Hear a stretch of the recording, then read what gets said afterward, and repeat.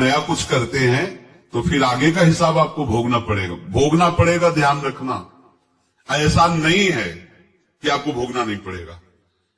एक ही उपाय है कि आप जो शरीर धारण किए इसी में जो भोग ले, आगे ना होना चाहिए। तो क्या करे? सर्वतो भावेन भगवान की शरण ले ले। ये तो सर्वाणी कर्माणि मयि सन्न्यस्य मत्पराहा अनन्येनैव योगेन माम ध्यान उपासते तेषामहं समुद्धरता मृत्यु संसार से। ये बड़ा कठिन है पार होना, कोई छोटी मोटी बात है। एक महात्मा बाल्यावस्था से भजन करते थे, शालिग्राम भगवान पास रखते थे और उन्हीं की आराधना करके बस पाठ, नाम, जप और भ्रमण करते थे।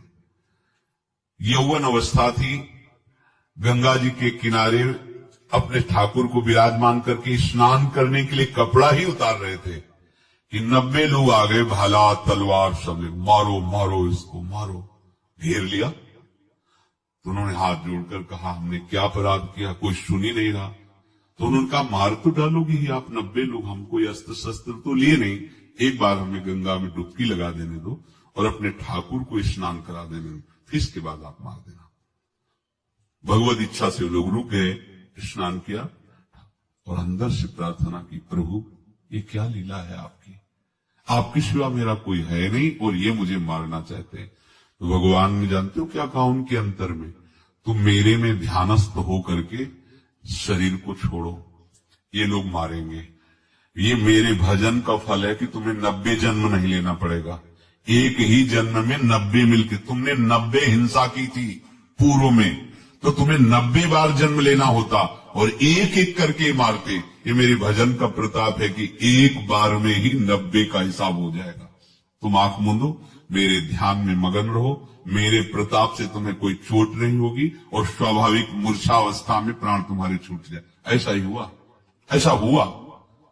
तो ये बात समझ लो कि ये जो कर्मानुबंध है, ऋणानुबंध है। अब देखो, अगर शाप महात्माओं ने दिया कि तुम्हारे वंश का इससे विनाश होगा, तो भगवान भी परम धाम जा रहे तो उसी कील से, बाण की नोक में जो मछली लील गई थी, छोटा कण, उसी से की नोक बनाई और उसी नोक को प्रहार किया।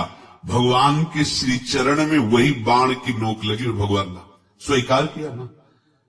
भगवान का बड़ा लीला विचित्र है। अगर छुप करके उधर रामावतार में बात, तो इधर ऐसे स्वीकार किया है भगवान ने। ऐसा कहीं नहीं दिखा है कि मैं भगवान हूं तो मैं अपने लिए, ऐसा नहीं दिखा है। नारद जी का हित किया।